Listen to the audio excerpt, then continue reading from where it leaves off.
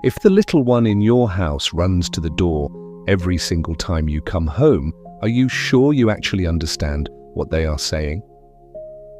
Most of us pack that entire moment into one sentence. The cat missed me. End of story. But that door greeting is actually one of the most emotionally loaded behaviors the little one performs all day. And if you are reading it wrong, which is a mistake nearly every cat owner makes without even realizing it, then you are not just missing a cute moment, you are missing an entire conversation that the little one reserves for you and nobody else. Today, we are going to break it down layer by layer and stay until the very end because there is one question I have been saving.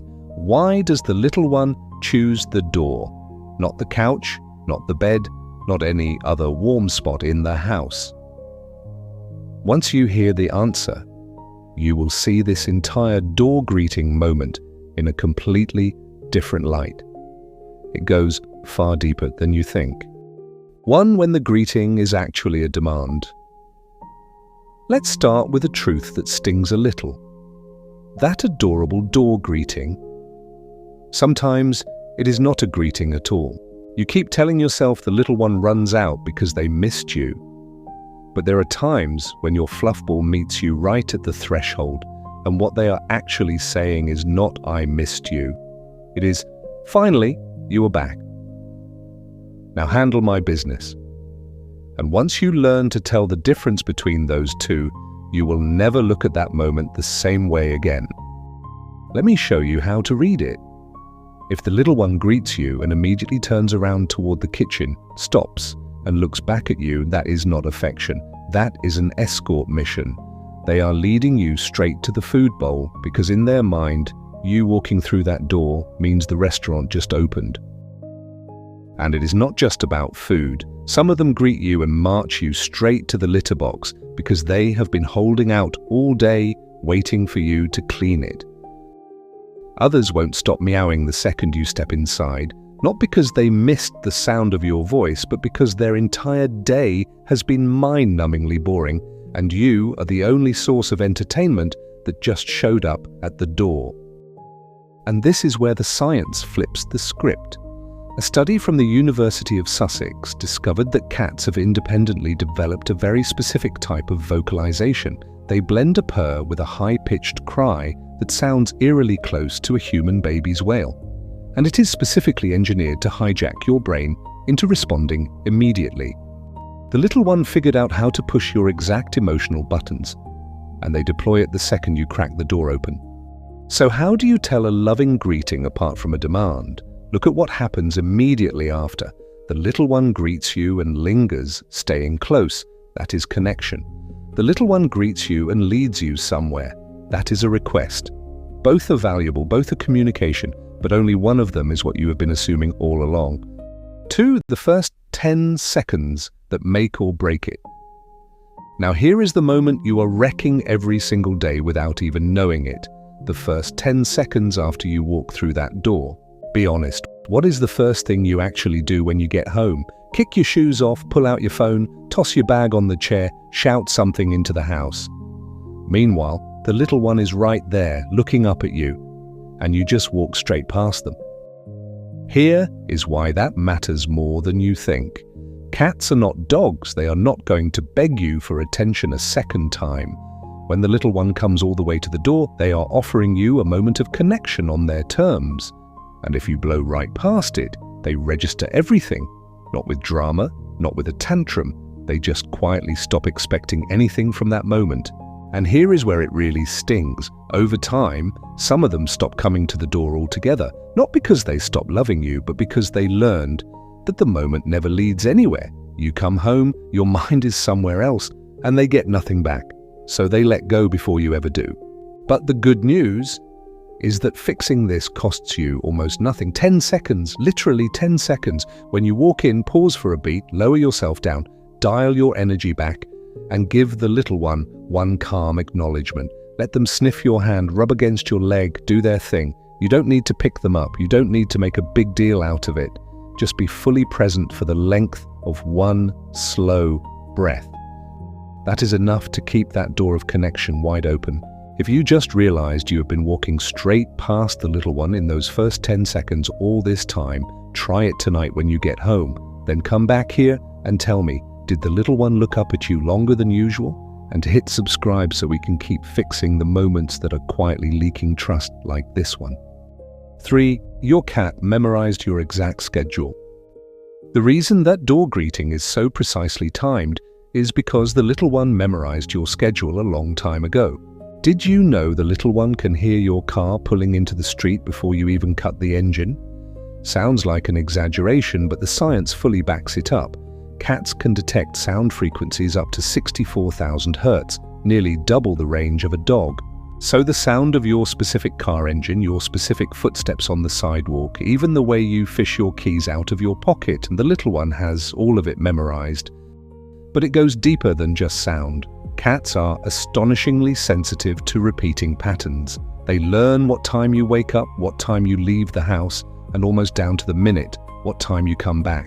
Behavioral researchers have documented that cats synchronize their internal biological clock with their owner's daily routine. They start getting restless and fidgety right around the exact window when you usually appear at the door. They are not just noticing that you came home. They have been counting down to that moment for a while. And here is the part that really hits.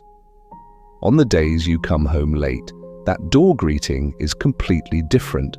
Louder, more urgent, sometimes borderline frantic. Because for the past 20-30 minutes, the little one has been sitting there with a low, simmering anxiety, wondering if the familiar pattern just broke, wondering if something went wrong. So next time, when your hand touches the doorknob and the little one is already sitting right there, don't take it lightly. They have been thinking about you long before you ever walked in. 4. Why your cat rubs you the second you walk in.